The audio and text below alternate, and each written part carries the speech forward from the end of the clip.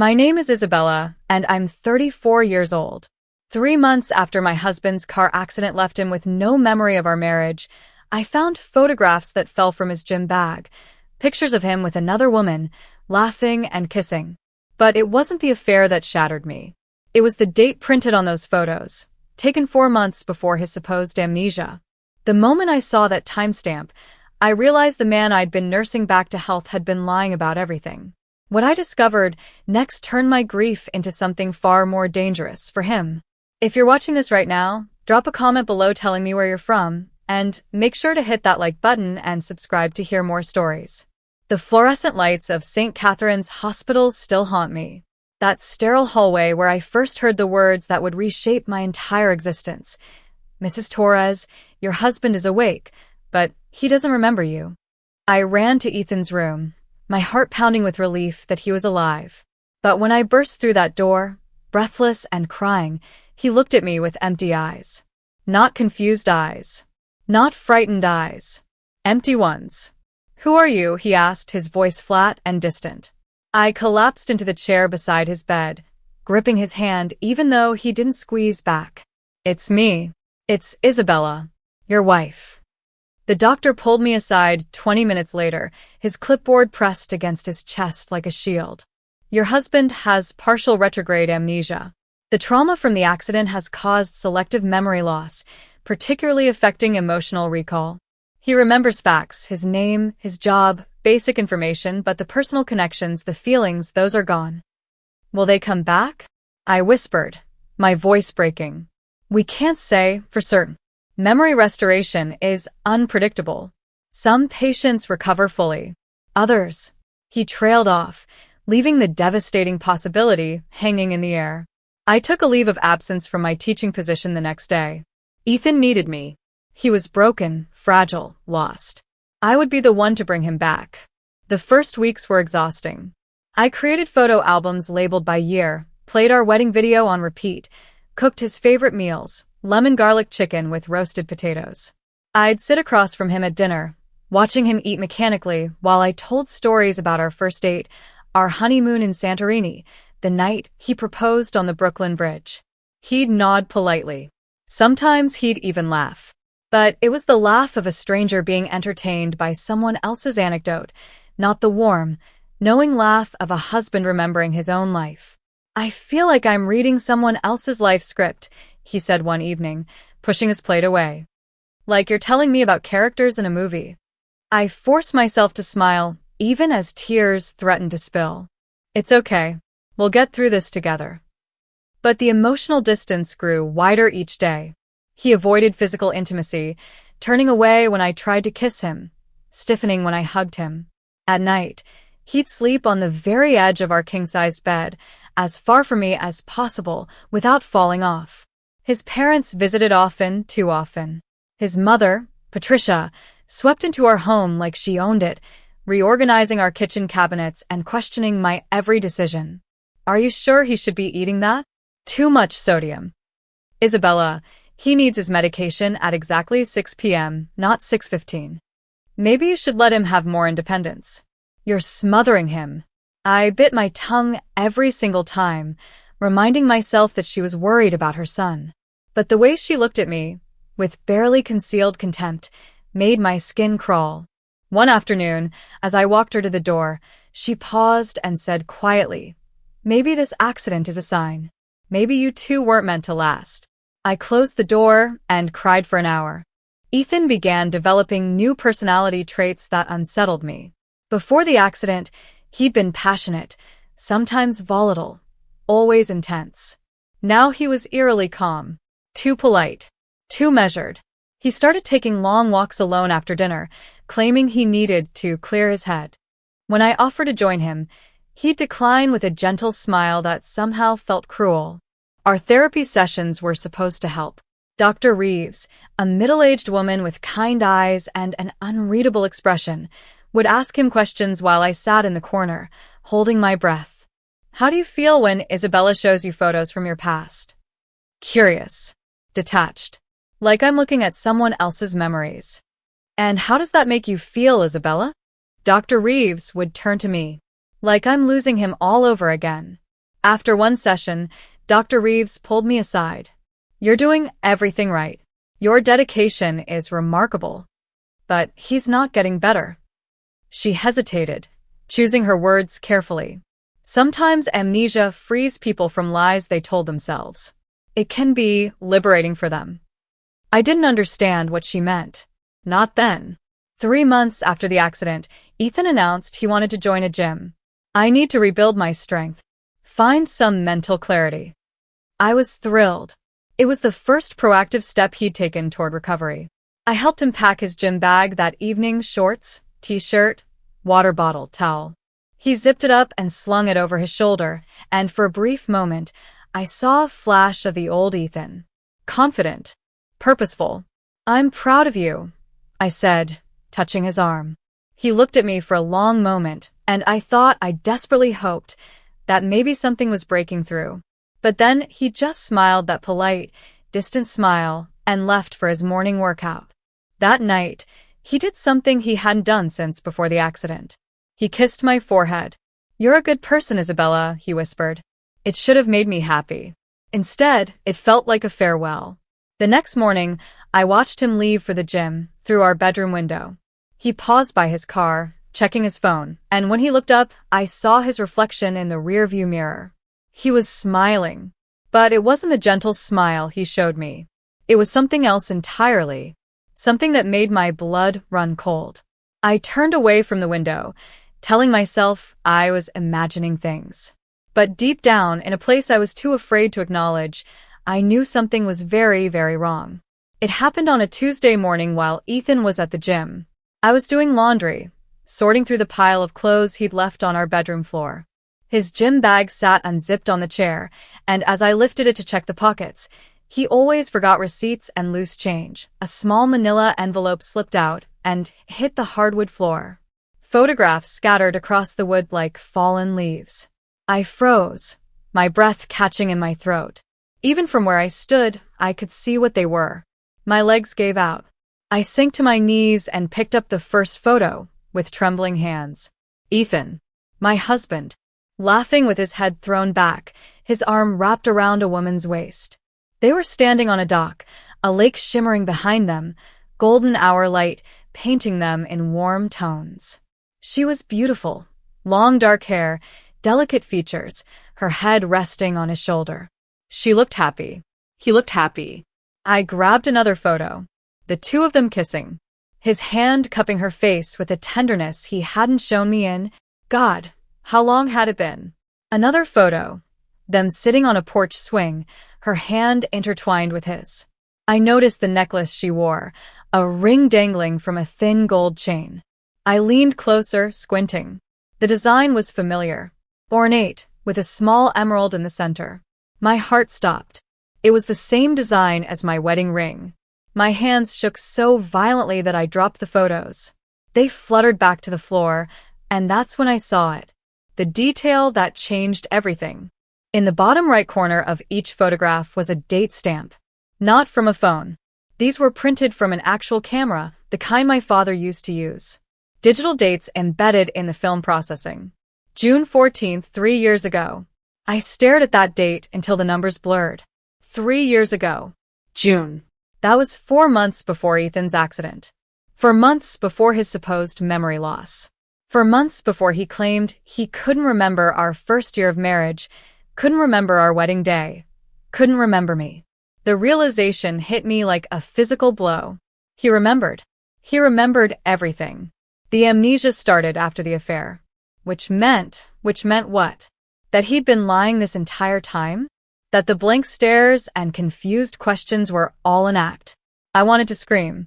I wanted to confront him immediately, to throw these photos in his face and demand the truth. But something held me back. A cold, calculating voice in my head that whispered, if he's been lying about this, what else has he been lying about? I gathered the photos with numb fingers and shoved them back into the envelope. My mind raced through possibilities, each more devastating than the last. I needed evidence. Real evidence. Not just affair photos, but proof of the deception. Ethan kept his old laptop in the study. He'd switched to a new one after the accident, claiming the old one was too slow. I'd never questioned it. Why would I? I was too busy trying to help him heal. I booted up the ancient Dell, my fingers drumming impatiently on the desk as it whirred to life. His password was still the same, our anniversary. The irony wasn't lost on me. I opened his documents folder and started clicking through directories. Tax returns. Work presentations. Random screenshots. Nothing unusual. But then I noticed a folder labeled with a random string of numbers. 847392_BU. The files inside made my stomach turn. Videos. Dozens of them. Timestamped from 2 and 3 years ago. I clicked on one randomly. It was Ethan and the woman, I refused to learn her name yet, at a cabin. They were cooking together, laughing, dancing in the kitchen to music I couldn't hear. He spun her around and dipped her, kissing her deeply. The video was shot from a tripod. Staged. Romantic. Deliberate. I closed the video and opened another folder. Receipts. Hotel stays. Dinner reservations. Weekend trips to the Catskills. Wine tastings in the Finger Lakes. Every receipt was dated from the year before his accident. The year he'd told me he was working late on a major project. The year he'd canceled our anniversary trip because of a last-minute client emergency. My vision blurred with tears, but I forced myself to keep looking. There had to be more. I opened his email archive and searched for the woman's name. I'd spotted it on one of the receipts. Melissa Chun. Hundreds of emails. Love letters, really. I can't wait to see you again. Last night was perfect. We'll figure out a way to make this work. And then one email from just days before his accident. I can't keep living like this. I need to make a choice. Give me 2 weeks. I promise I'll handle everything. I slumped back in the chair, my mind spinning. 2 weeks. And then the accident happened. But what if it wasn't an accident? I thought back to that day. Ethan had left early in the morning, claiming he needed to drive to a client meeting upstate. He'd kissed me goodbye, a real kiss, I remembered, which had surprised me because we'd been distant for months. I'd chalked it up to stress. He'd been driving alone on a remote road when the accident happened. Or at least that's what the police report said. Single vehicle collision. He'd swerved to avoid a deer, hit a tree. No witnesses. I grabbed my old journals from the bookshelf and flipped through the entries from that time. There, dated 1 week before the accident, Ethan canceled our anniversary trip again. He says there's an important meeting he can't miss. I'm starting to feel like I'm not a priority anymore. The meeting that never existed. The trip he took with her instead. I pulled out my phone and looked up directions. The road where his accident happened. I entered the address from the police report and watched the map populate. The route led directly toward the Catskills, toward the same area where all those hotel receipts were from. My hands clenched into fists. It wasn't an accident, I whispered to the empty room. You were going to her. But why the amnesia? Why the elaborate charade of not remembering me? Unless the amnesia was fake too. Unless it was all part of a plan to what? Leave me without having to leave me? To make me the caretaker of a man who no longer knew me while he lived his real life somewhere else. My phone buzzed. A text from an unknown number. Stop looking. You'll only hurt yourself more. I stared at the screen, my heart pounding. Who was this? How did they know I was investigating? Another text arrived before I could respond. He's not who you think he is. And you're not the first wife. Attached was a photo. Ethan, younger, maybe 10 years ago, standing outside a courthouse with another woman. Both of them were smiling, holding what looked like a marriage certificate. My vision tunneled. The room spun. I gripped the desk to steady myself, forcing air into my lungs. This wasn't just an affair. This wasn't even just a fake amnesia scheme. This was something much, much bigger. I deleted the texts immediately. Some instinct told me I shouldn't let Ethan know I'd received them, and sat in the darkening study as the sun set outside. When Ethan came home an hour later, I was in the kitchen, calmly preparing dinner as if nothing had changed. Smells good, he said, setting his gym bag down. Lemon garlic chicken, I replied, my voice steady. Your favorite. He smiled that polite, distant smile and headed upstairs to shower. I looked at the gym bag sitting by the door, the envelope of photos hidden inside. I looked at the knife in my hand, still slick with chicken grease. And I whispered to myself, if he can erase me once, he'll do it again. But not this time. This time, I'm the one rewriting the story. I couldn't sleep that night. While Ethan snored softly beside me, or pretended to sleep, I no longer knew which. I stared at the ceiling, replaying every moment since the accident. Every doctor's visit, every therapy session, every sympathetic look from friends and family. Had it all been theater? At 3 a.m., I slipped out of bed and padded down the hallway to Ethan's home office. The door creaked slightly as I opened it, and I froze, listening for any movement from upstairs. Nothing. I turned on the desk lamp and started rifling through the filing cabinet where Ethan kept his medical records. The folders were meticulously organized: insurance claims, hospital discharge papers, therapy session summaries. I pulled out the thickest folder labeled St. Catherine's Hospital, October 2022. The discharge summary was on top. I'd read it a dozen times before, but now I examined it with new eyes. The paper felt wrong. Too crisp. Too white. I held it up to the light.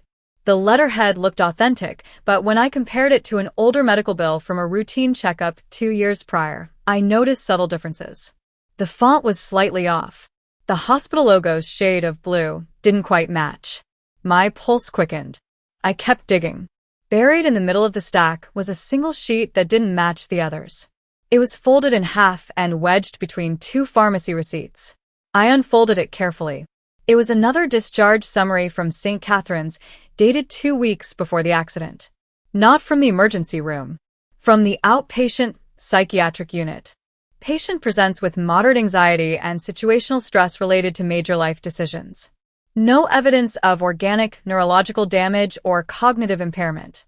Prescribed short-term anti-anxiety medication and recommended follow-up counseling. I read it 3 times, my hands shaking. No neurological damage. 2 weeks before the accident. He'd been seeing a psychiatrist for anxiety about major life decisions. Like choosing between 2 women. I photographed every document with my phone, then carefully returned them to the folder exactly as I'd found them. As I was closing the filing cabinet, I noticed something odd. The bottom drawer, usually locked, was slightly ajar. Inside was a single manila envelope. No label. I opened it. More medical documents, but these were different. These were template files, blank discharge summaries from St. Catherine's, printed on authentic letterhead. 3 or 4 different versions, all slightly different formats. Like someone had been practicing. I sat back on my heels, the realization settling over me like ice water. He'd faked the medical records. Or, at least altered them. The next morning, I called Ethan's therapist's office. I kept my voice light and friendly. Hi, this is Isabella Torres calling. I'm trying to verify some insurance information for my husband's sessions. Can you confirm what date his treatment started? The receptionist clicked through her computer. Let me see. Ethan Torres started sessions on September 15, 2022, and his last session was 3 weeks ago. My heart stopped. 3 weeks ago? Are you sure? Yes, ma'am. Would you like to schedule another appointment? No, thank you. That's all I needed. I hung up and stared at my phone. September 15th, that was 2 months before the accident. And his last session was 3 weeks ago, which meant he'd been continuing therapy throughout his supposed amnesia. But he'd told me his therapist was Dr. Reeves, the woman we saw together for couples counseling. He'd never mentioned individual therapy. Was Dr. Reeves even real? Or was that another fabrication? Over the next few days, I watched Ethan with new clarity. I noticed things I'd dismissed before. The way he called me Clarissa, occasionally my full name, which only my mother used. He'd never called me that before the accident. It was a tell, I realized. When he was stressed or distracted, the performance slipped, and he reverted to formality. The way he avoided our wedding photo in the hallway but had no problem looking at other pictures around the house. The way he flinched, just barely, when I mentioned specific memories, like our first kiss or the night he proposed. as if hearing about them caused him discomfort rather than confusion. One evening, I decided to test him. We were having dinner, some pasta dish I'd thrown together, and I said casually, "Do you remember our wedding day?" He looked up from his plate, that familiar polite smile appearing. "You've told me about it. You said yes before I even finished asking." I kept my expression neutral, but inside, I was screaming. That was wrong. Completely wrong. When Ethan proposed, I'd been so shocked that I'd actually fainted. He'd caught me, we'd both laughed, and I'd said yes 5 minutes later when I'd recovered. It was one of our favorite stories. The man sitting across from me had no idea, because he wasn't remembering. He was guessing based on what he thought a proposal should look like. "Right," I said softly. "That's exactly how it happened." He went back to eating, satisfied that he'd passed the test. That night, I drank half a bottle of wine alone in the bathroom, sitting on the cold tile floor, whispering to myself, if he can erase me once, he'll do it again. But I wasn't going to let him. The next day, I was grocery shopping when my phone buzzed with a text from an unknown number. "You're not the first wife." It was the same number from before. This time there was an attachment, a photo of a marriage certificate. Ethan Michael Torres and Diane Patterson. Dated 12 years ago. Filed in Nevada. I abandoned my shopping cart in the middle of the produce section and sat in my car, staring at the photo until my eyes burned. 12 years ago. That was before we'd even met. Had he been divorced? He'd never mentioned a previous marriage. Never. I texted back. "Who is this?" 3 dots appeared. Then, "Someone who knows what he's capable of. You need to be careful." "Why are you helping me?" "Because I was you once. He's doing to you what he did to her." "Don't let him finish." "Finish what?" No response. I sat in that parking lot for 20 minutes, waiting for another message. Nothing came. When I got home, Ethan was in the living room, watching television. He looked so normal. So harmless. The concerned, recovering husband who was trying so hard to rebuild his life. I wanted to scream at him. Throw the evidence in his face. Demand answers. Instead, I smiled and kissed his cheek. "I'm home." "How was shopping?" he asked, not looking away from the screen. Fine. Just the usual. I went upstairs and locked myself in the bathroom. I pulled up a private browser on my phone and searched Diane Patterson, Ethan Torres, Nevada. The results were sparse, but I found an old Facebook profile. Diane Patterson, now Diane Reeves, living in Boulder, Colorado. Her profile was mostly private, but her profile picture was public. My blood turned to ice. It was Dr. Reeves, our couples therapist. Ethan's supposedly objective, professional counselor was his ex-wife. I gripped the sink to keep from collapsing. The room spun. Nothing was real. Nothing had ever been real. Every therapy session where she'd encouraged me to be patient, to give him space, to understand that recovery takes time, she'd been in on it. She'd been helping him. I thought back to her words after one session. Sometimes amnesia frees people from lies they told themselves. She'd been telling me the truth, just not in the way I'd understood. That night, I pretended to sleep while Ethan got up at 2 a.m. I heard him go downstairs, heard the quiet murmur of his voice. He was on the phone. I crept to the top of the stairs and listened, getting suspicious. I need to move faster. No, she won't figure it out. Trust me, Mel, I've done this before. 2 more months, and everything transfers. Then we're gone. Mel. Melissa, the woman from the photos. I retreated to the bedroom before he came back upstairs. When he slipped back into bed, I kept my breathing slow and even, playing the role of the oblivious wife. But inside, a cold fury was building. You've done this before. 2 more months. Everything transfers. He wasn't just having an affair. He was executing a plan. A plan he'd done before. With Diane. And now with me. I waited until morning, until Ethan left for his gym session, before I grabbed my phone and called the only person I could think of who might be able to help. Torres Detective Agency. How can I help you? I need to hire a private investigator, I said, my voice surprisingly steady. My husband is committing fraud, and I need proof before he disappears with everything. Ma'am, we'd be happy to help. When can you come in? Today. Right now. I'll be there in 20 minutes. I hung up, grabbed my purse, and walked out of the house that no longer felt like home. As I drove toward the detective's office, I whispered to myself, if he played dead emotionally, I'll dig up every ghost he left behind. Detective Marcus Avery's office was nothing like I'd imagined. No noir film aesthetic, no wall of case files, and dim lighting. Just a clean, modern space in a downtown office building with minimalist furniture and a wall of framed credentials. Avery himself was in his late 50s, retired from the police force, with silver hair and sharp, assessing eyes. He gestured for me to sit across from his desk. Mrs. Torres, you mentioned fraud on the phone. Tell me everything. I pulled out my phone and started showing him the photos, the affair pictures, the falsified medical documents, the discharge summary from 2 weeks before the accident. Then I told him about Diane, about the mysterious texts, about the conversation I'd overheard at 2 a.m. He listened without interrupting, occasionally making notes on a yellow legal pad. When I finished, he leaned back in his chair. This is more extensive than I initially thought. You understand that some of this might require law enforcement involvement. I don't care about that right now. I need to know the scope of what he's done before he realizes I'm onto him. I need leverage. Avery nodded slowly. Smart. Give me 48 hours. Don't change your behavior at home. Act completely normal.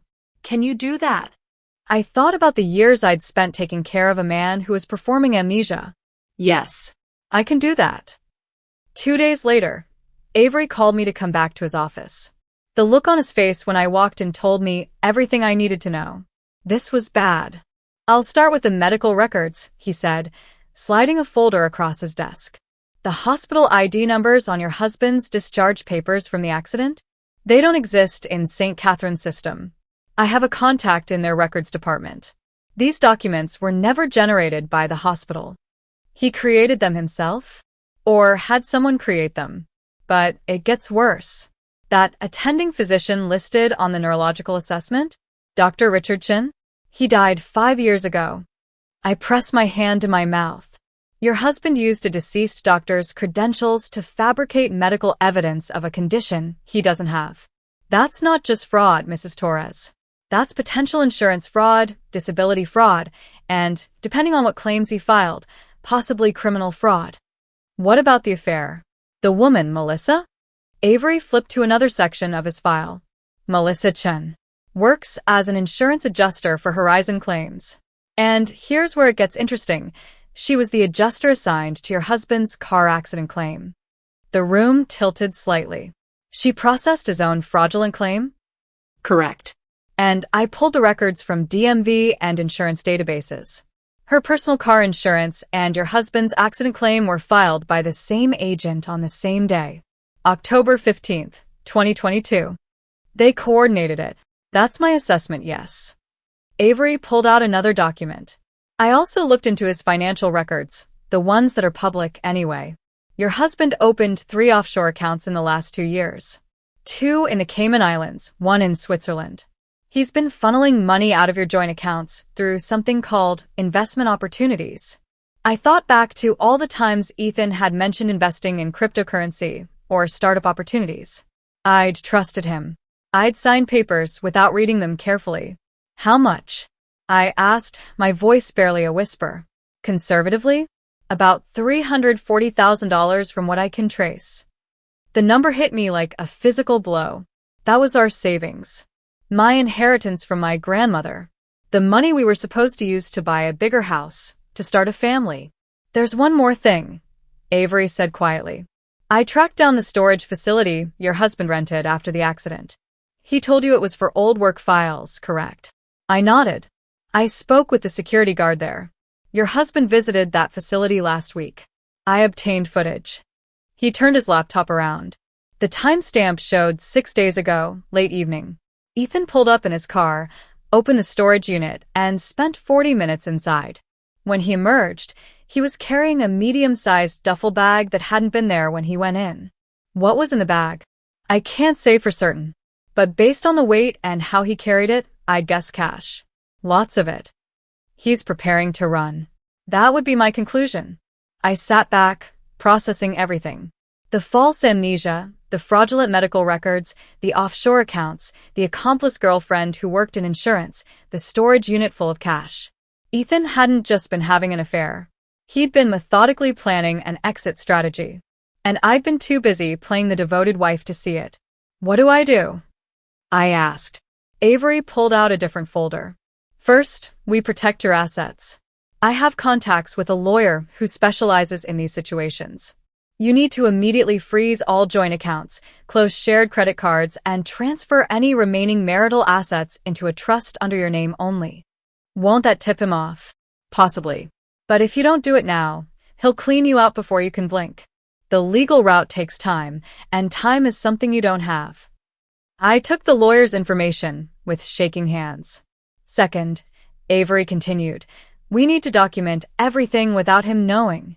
I'm going to set you up with a small recording device, completely legal in this state as long as one party consents, and you're that party.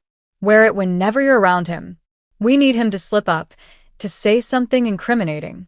And if he doesn't, then we use what we have to go to the authorities. But I prefer to have ironclad evidence before we do that. The offshore accounts alone aren't enough to prove intent to defraud. We need him to confess, or we need to catch him in the act. I spent the next week walking through my life like a ghost. I smiled at Ethan over breakfast. I kissed him goodbye when he left for the gym. I asked him about his day when he came home. And all the while, I was systematically dismantling our financial life. I met with Avery's lawyer contact, a sharp woman named Rachel Huang, who moved with terrifying efficiency. Within 3 days, she'd frozen our joint accounts, claiming they were under audit. She'd transferred the remaining funds, about $80,000 that Ethan hadn't already siphoned, into a legal trust in my name. She'd closed our joint credit cards and opened new ones under only my name. He'll notice eventually, Rachel warned. When he does, things might get ugly. Do you have somewhere safe you can go? Not yet. Get one. Soon. I also started wearing the recording device Avery provided, a tiny microphone that clipped to my bra strap, invisible under clothing. It transmitted to a secure server that only Avery could access. The breakthrough came on a Thursday evening. Ethan came home from the gym agitated, his jaw tight. He went straight to the home office, and I heard him on the phone, his voice sharp and frustrated. I pretended to be cooking dinner, but left the kitchen door open. What do you mean the account's frozen? That's not possible. No, she doesn't know anything. She's too busy playing nurse. Well, fix it, Melissa. That's what I pay you for. I stirred the pasta slowly, my heart hammering against the recording device. He came out 20 minutes later, his expression carefully neutral. Something smells good. Just spaghetti. Nothing fancy. We ate in tense silence. I could feel him watching me, assessing. Finally, he said, have you been checking our bank accounts lately? No, why? No reason. I just noticed some irregularities. Probably a bank error. Want me to call them tomorrow? No. Too fast, too sharp. He softened his tone. No, I'll handle it. Don't worry about it. That night, after he fell asleep, I received a text from Avery. Got it. That's enough for now. Meet me tomorrow at 10 a.m. When I arrived at his office the next morning, Avery looked grimly satisfied. I've been doing more digging while you gathered evidence at home. I found something significant. He pulled up a file on his laptop. The car accident. October 15th. Do you remember the details? Single vehicle collision. He swerved to avoid a deer, hit a tree. According to the police report, yes. But I requested the full accident investigation file through a FOIA request. It took some time, but I finally got it. He turned the screen toward me. These are photos from the accident scene. Look at the car. I studied the images. Ethan's sedan, crumpled against a tree, front end smashed, windshield spiderwebbed. Notice anything odd? I looked closer. The airbag didn't deploy? Correct. Which is strange for that level of impact. So I had a mechanic friend of mine look at these photos. He pointed out several things.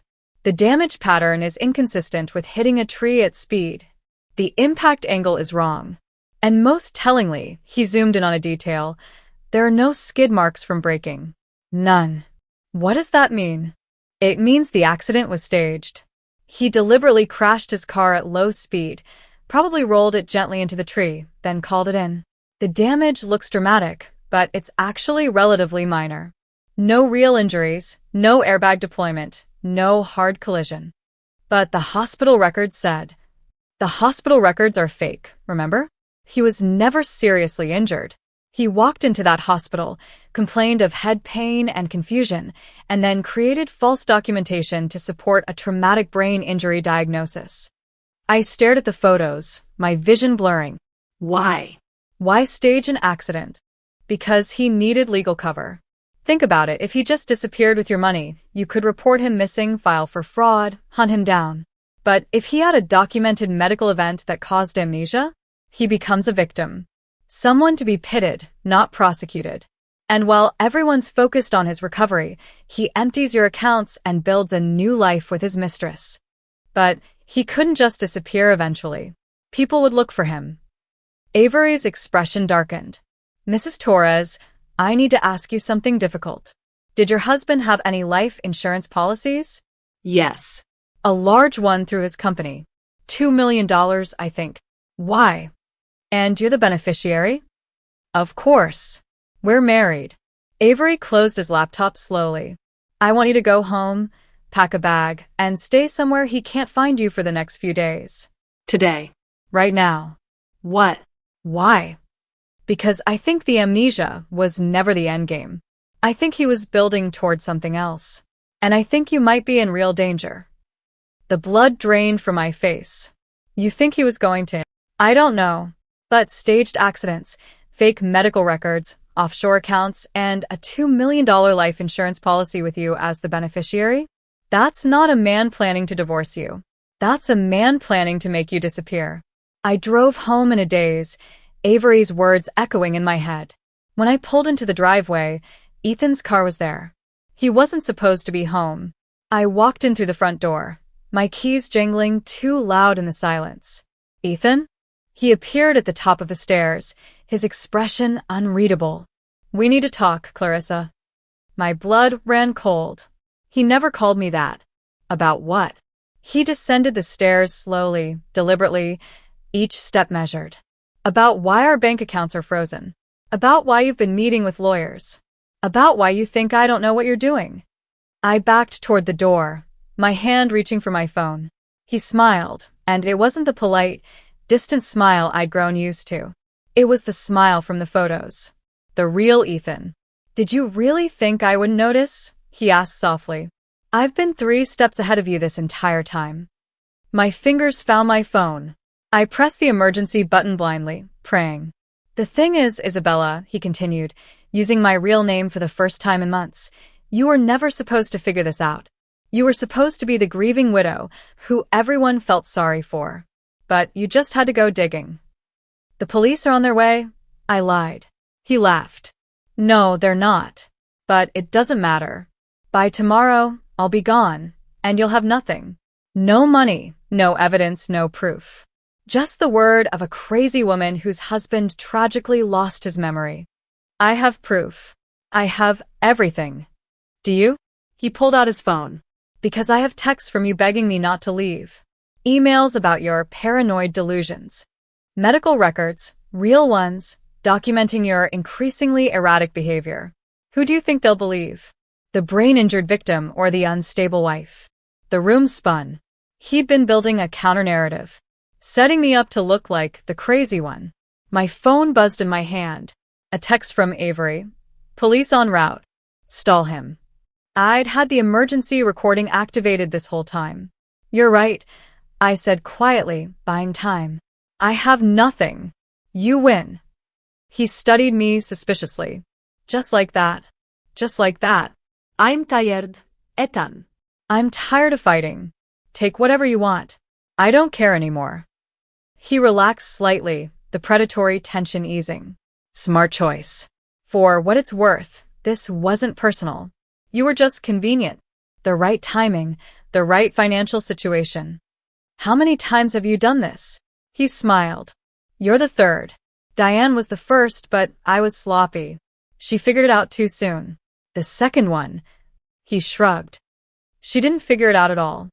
Sirens wailed in the distance, growing louder. Ethan's head snapped toward the window, his expression shifting from confidence to panic in an instant. What did you do? What you should have realized I'd do, I said, my voice steady now. I fought back. The police burst through the door 30 seconds later. As they handcuffed him, Ethan looked at me with something like respect. You were smarter than the others. I'll give you that. I wasn't smarter, I replied.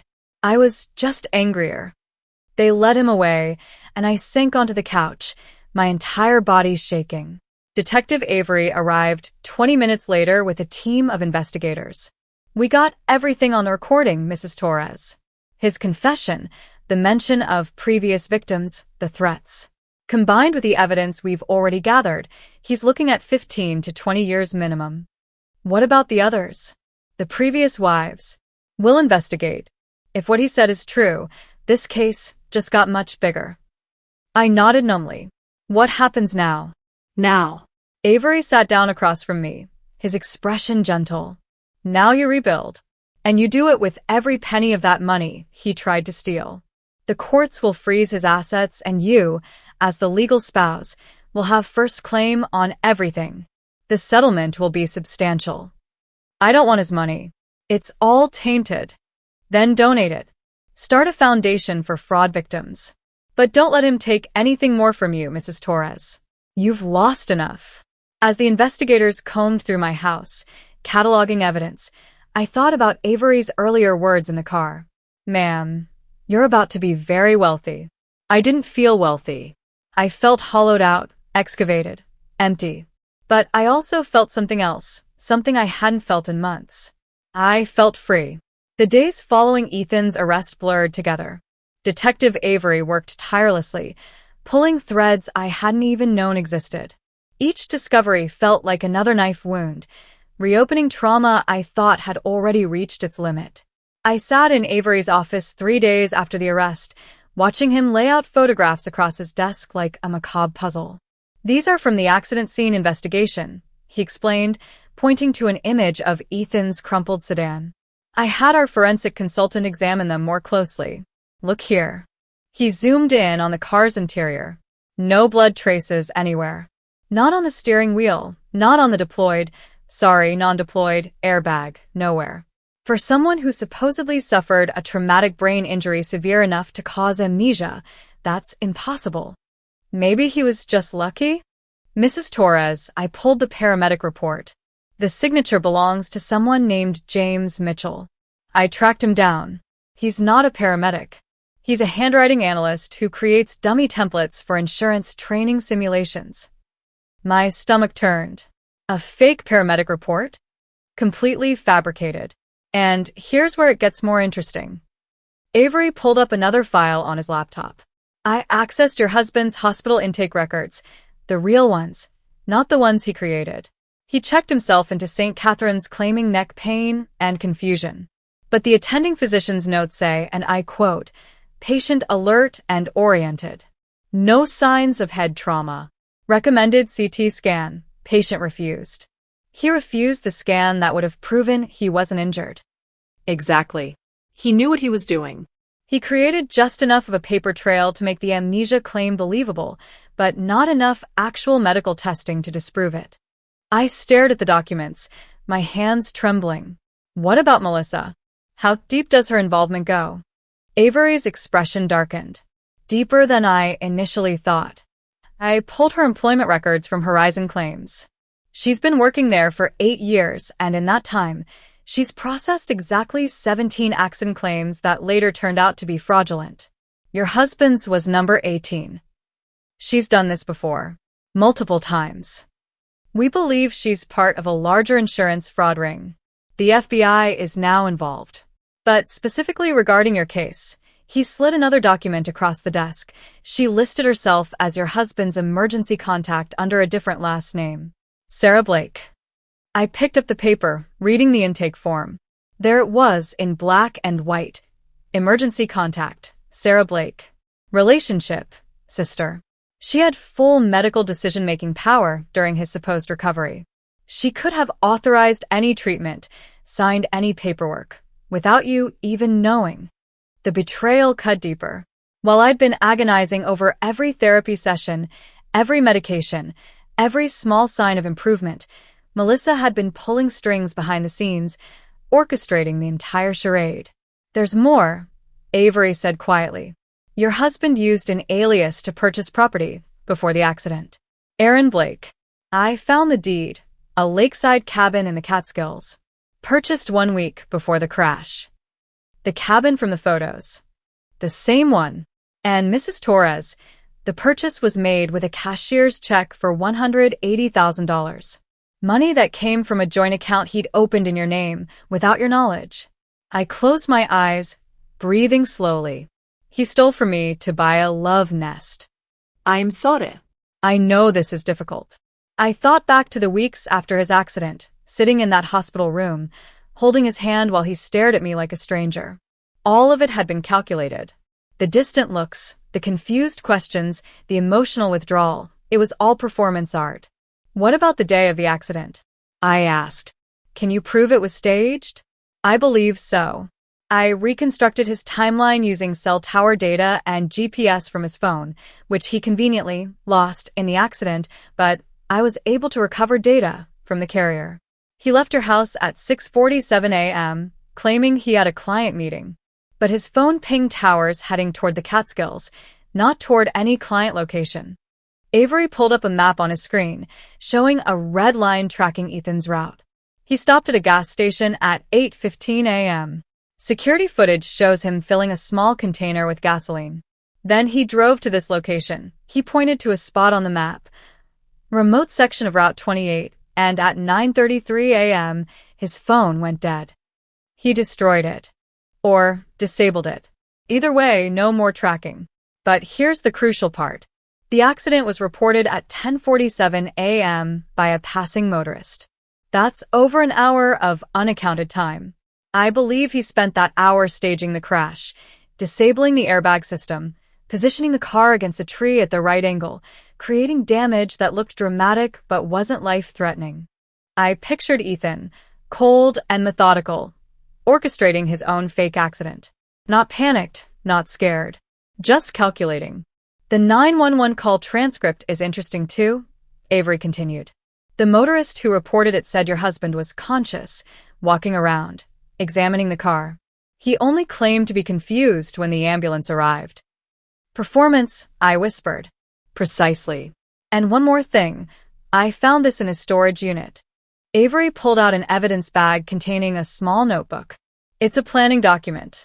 Detailed steps for faking amnesia, manipulating medical records, transferring assets. And Mrs. Torres, this notebook is dated from 3 years ago. This wasn't a spur-of-the-moment decision. He'd been planning this for years. The weight of it all crashed over me. 3 years of planning. 3 years of lies. While I'd been loving him, trusting him, building a life with him, he'd been plotting how to destroy me. I need to know about the others, I said quietly. He mentioned previous victims.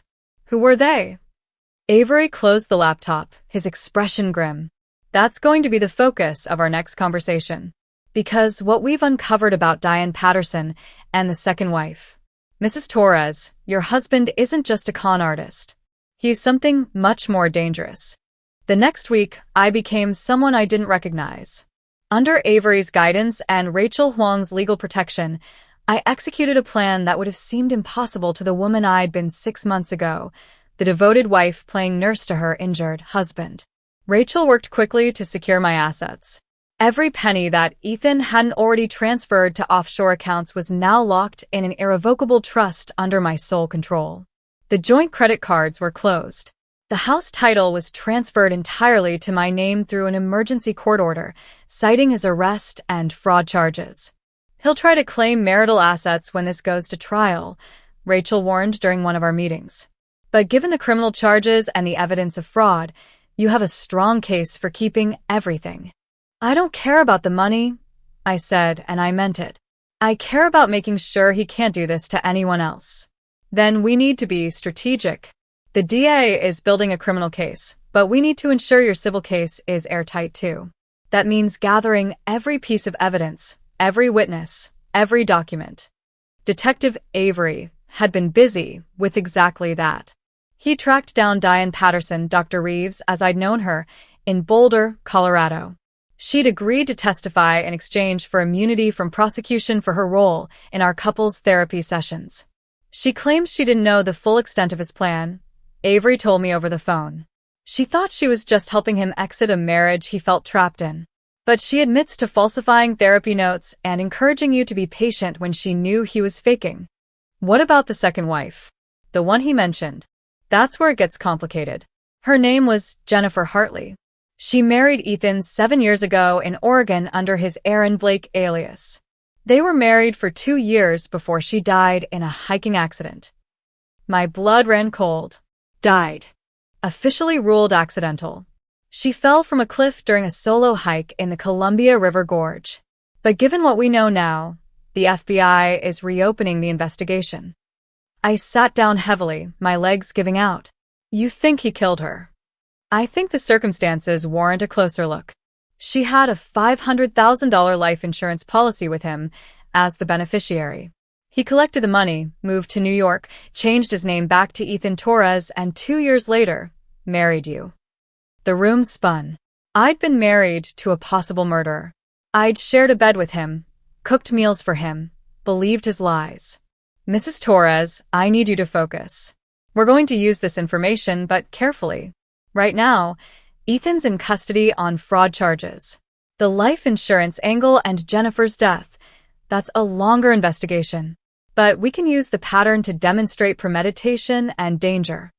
What do you need me to do? Right now? Stay safe. Stay visible. Make sure you're never alone in situations where he or his associates could reach you. Melissa Chin posted bail yesterday. Terror shot through me. She's out. Under strict conditions and electronic monitoring. But yes, which means we need to be cautious. She's facing her own charges, and desperate people do desperate things.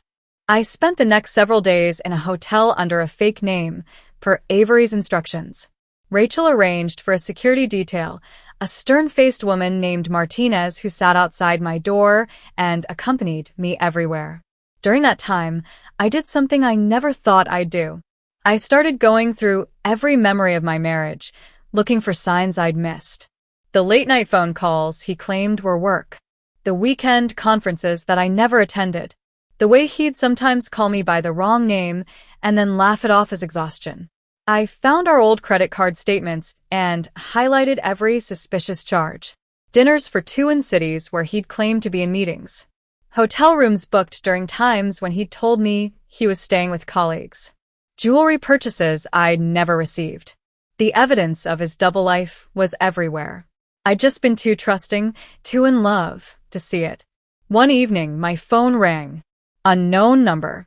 Against my better judgment, I answered. Isabella.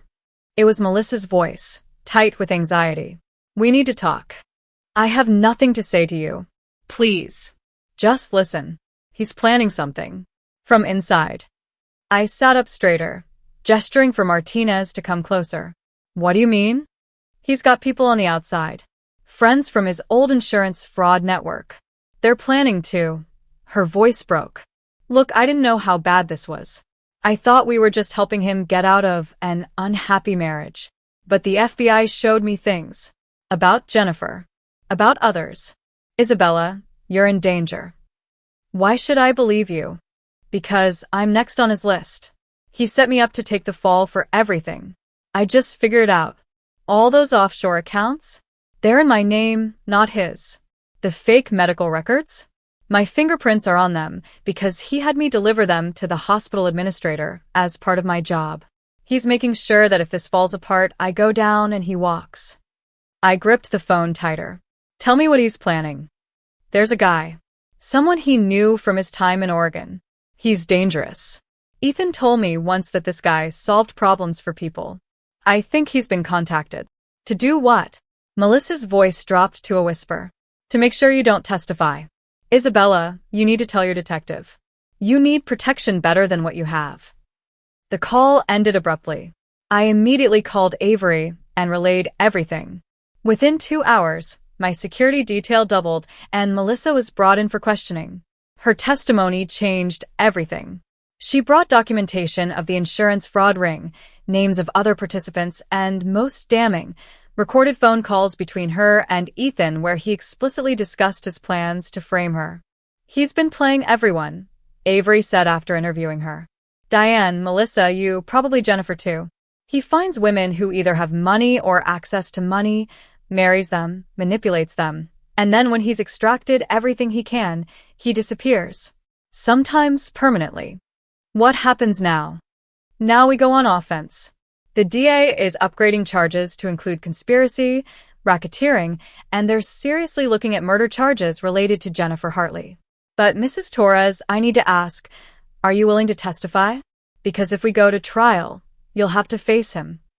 I thought about the man who'd looked at me with empty eyes in that hospital room. The man who'd let me believe I was helping him heal while he'd been calculating how to destroy me. The man who'd done this before and would do it again if we didn't stop him. Yes, I said firmly. I'll testify. I'll tell them everything.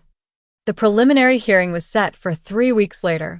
In the meantime, more victims emerged. A woman from California who'd dated Ethan, under the name Marcus Torres, 5 years ago. She'd broken it off when she discovered he was married, but not before he'd convinced her to invest $50,000 in a fake real estate venture. Another woman from Florida who'd been engaged to him. She'd called off the wedding when she found suspicious emails, and 2 weeks later, her house was broken into and her jewelry, family heirlooms worth over $100,000, was stolen. Nothing else was taken. Police had never found the culprit. The pattern was undeniable. Ethan wasn't just a con artist. He was a serial predator who'd been operating for over a decade. The morning of the hearing, I dressed carefully in a navy suit Rachel had selected. Look professional, composed, credible, she'd advised. You're not the victim on the stand today. You're the woman who caught him. The courtroom was smaller than I'd expected, with fluorescent lighting and worn wooden benches. I sat behind the prosecutor's table, Martinez beside me, as they brought Ethan in. He'd changed in jail. Thinner, harder, with a cold calculation in his eyes that no longer bothered to hide behind the mask of the charming husband or the confused amnesia patient. When his gaze found mine across the courtroom, he smiled slightly, a predator recognizing a worthy opponent. The hearing proceeded with clinical efficiency. The prosecutor presented evidence: the fake medical records, the offshore accounts, testimonies from Diane and Melissa, the staged accident investigation, the connection to Jennifer Hartley's death. Ethan's lawyer, a slick defense attorney named Morrison, tried to paint his client as a man suffering from actual psychological issues, claiming the amnesia was real and that his actions were the result of trauma and confusion. But then they played the recording from my house. My voice, shaky and small, saying I had nothing. And then Ethan's voice, clear and confident. You're the third. Diane was the first, but I was sloppy. She figured it out too soon. The second one. She didn't figure it out at all.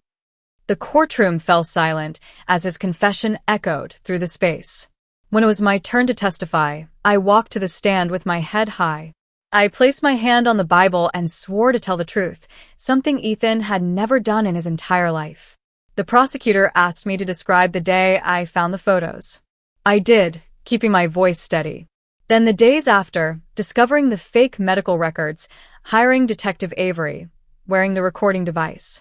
Mrs. Torres, the prosecutor said gently, can you tell the court how you felt when you realized your husband's amnesia was fake? I looked directly at Ethan as I answered. I felt like I'd been caring for a ghost. Like everything I'd done, every meal I cooked, every story I told, every therapy session I attended, was part of his entertainment. I wasn't his wife. I was his mark. Morrison cross-examined me aggressively, trying to suggest I'd been unstable, that I'd fabricated evidence, that I'd misunderstood my husband's genuine medical condition. Isn't it true, Mrs. Torres, that you were prescribed anti-anxiety medication during your husband's recovery? Yes. And isn't it true that you were under significant emotional stress? Yes. Because I believed my husband was suffering and I was desperate to help him. Could your emotional state have caused you to misinterpret his actions? I met Morrison's eyes steadily. No. What caused me to finally see clearly was evidence. Phone recordings, financial documents, fake medical records with deceased doctors' signatures, and ultimately, his own confession. My emotional state has nothing to do with facts. The judge granted the prosecutor's motion to move forward with a full criminal trial. Ethan was denied bail, deemed a flight risk given the offshore accounts and fake identities. As they led him away, he turned back one last time. "You'll never be free of me, Isabella," he called out. "Everything you have, I gave you. Everything you are, I made you." I stood up, Martinez's hand on my shoulder. No, Ethan. You tried to erase me, but I'm the one who rewrote the ending. The trial lasted 6 weeks. It became a media sensation. The amnesia con artist headlines proclaimed. I watched from the gallery as the prosecution methodically destroyed every lie Ethan had constructed. They brought in Jennifer Hartley's sister, who testified that Jennifer had told her she was planning to divorce Ethan the week before her death. They presented evidence that Ethan had researched the hiking trail where Jennifer died weeks before the incident. They showed the jury the notebook from his storage unit, pages and pages of calculations, timelines, and strategies for manipulation. One page was titled The Memory Loss Plan with detailed steps. Stage accident in remote location. Create confusion about events. Refuse diagnostic testing that could disprove injury. Perform selective amnesia. Remember facts, forget emotions. Make wife dependent on recovery narrative. Transfer assets during vulnerable period. Exit strategy, either fake death or disappear with new identity. Melissa testified for 3 days, describing the insurance fraud network and Ethan's role as the architect. She admitted to processing fraudulent claims, including his, and expressed remorse that seemed genuine, though the prosecutor made clear she was still facing her own charges. Diane took the stand and described how Ethan had convinced her to marry him 12 years ago, then systematically isolated her from her family and friends. When she discovered his affair, he'd manipulated her into becoming his accomplice instead of his victim, convincing her that helping him transition out of future marriages was therapeutic work. He told me I could help other women see they were in the wrong relationships, Diane said, her voice breaking. I believed I was doing something good. I didn't realize I was helping him destroy people. The most damning testimony came from a forensic psychiatrist who'd evaluated Ethan. Mr. Torres exhibits classic traits of antisocial personality disorder with narcissistic features. He views other people as objects to be used for his benefit. He's highly intelligent, capable of mimicking emotions he doesn't feel, and lacks genuine remorse. The amnesia claim was a sophisticated manipulation, not a medical condition. When the defense put Ethan on the stand, he tried to charm the jury. He spoke softly, claiming he'd been confused and scared after his accident, that his actions were misunderstood, that he truly loved me and had never meant to hurt anyone. But on cross-examination, the prosecutor dismantled him. Mr. Torres, you testified that you love your wife. Is that correct? Yes. I never stopped loving Isabella. Then why did you tell Detective Avery, and I quote from the recording, she was just convenient? The right timing, the right financial situation? Ethan's composure cracked slightly. I was angry. I said things I didn't mean. And when you said, you're the third. Diane was the first, but I was sloppy. She figured it out too soon. The second one. She didn't figure it out at all. Were you angry then too? Or were you confessing to a pattern of fraud and possible murder? I never killed anyone. But you did defraud multiple women, fake a medical condition, and steal over $300,000 from your wife. Those facts aren't in dispute, are they? Ethan's lawyer objected, but the damage was done. The jury deliberated for 2 days. When they returned, the verdict was read in a silent courtroom. Guilty on all counts. Wire fraud, insurance fraud, identity theft, conspiracy, and theft by deception. Sentencing came 3 weeks later. I sat in the front row, wearing the same navy suit. The judge addressed Ethan directly. Mr. Torres, you have demonstrated a callous disregard for human dignity and trust. You preyed on women who loved you, exploited institutions designed to protect the vulnerable, and showed no remorse for the damage you've caused. The court sentences you to 18 years in federal prison, with no possibility of parole for the first 12 years. Additionally, you are ordered to pay restitution in the amount of $847,000 to your victims. 18 years. Ethan would be in his 60s when he got out. As they led him away, he didn't look at me. For once, he had nothing to say. Outside the courthouse, reporters surrounded me. I made a brief statement that Rachel had helped me prepare. I hope this case serves as a reminder that fraud and manipulation have consequences. To anyone who thinks they're trapped in a situation like mine, you're not. There's always a way out, and there are people who will help you find it. Later that evening, I met with Avery and Rachel at a quiet restaurant. We toasted with sparkling water. I'd given up alcohol during the trial, needing clarity more than comfort. What will you do now? Avery asked. I'd been thinking about that question for weeks.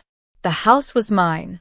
The recovered assets, plus restitution, meant I was financially secure. But those things felt empty. I'm starting a foundation, I said, for victims of financial fraud and manipulation. I want to help people recognize the warning signs, get legal help, rebuild their lives. I'm calling it the Second Chance Foundation. Rachel smiled. That's perfect. And for what it's worth, you should be proud. You caught someone law enforcement had been looking for without even knowing it. That insurance fraud ring, they'd been investigating it for 3 years. You cracked it open. I didn't do it to be a hero. I did it because I refused to be erased. A week later, I visited Jennifer Hartley's grave. Her sister had reached out after the trial, thanking me for bringing attention to Jennifer's case. The FBI was still investigating, but there was renewed hope for justice. I placed flowers on the headstone and whispered, I'm sorry I didn't know about you sooner. But he won't hurt anyone else now. I promise. As I walked back to my car, my phone buzzed. A text from an unknown number. Thank you for being brave enough to stop him. You saved my life. Diane. I didn't respond, but I saved the message. That night, I stood in the empty house that had once been my prison of lies. I decided to sell it. Too many ghosts, too many false memories. But before I did, I needed one final ritual. I gathered every photo of Ethan and me, every wedding memento, every piece of paper that tied me to the life I'd thought we had. I drove to the lake where he'd taken Melissa, where those affair photos had been taken. The sun was setting, painting the water gold and crimson.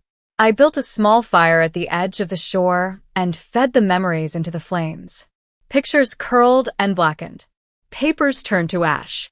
The wedding album, the symbol of vows he'd never meant, burned last. As the final pages crumpled into nothing, I spoke out loud to no one and everyone. They say love survives everything, memory loss, distance, even betrayal. But what I learned is simpler. Love built on lies is just a performance, and I finally stopped playing my part. The fire died down to embers. I scattered the ashes into the lake and walked away. Behind me, the sun set on the woman I'd been, the trusting wife, the devoted caretaker, the victim. Ahead of me, the moon rose on the woman I'd become, the survivor, the fighter, the architect of my own second chance. I drove away from that lake and didn't look back. Not even once.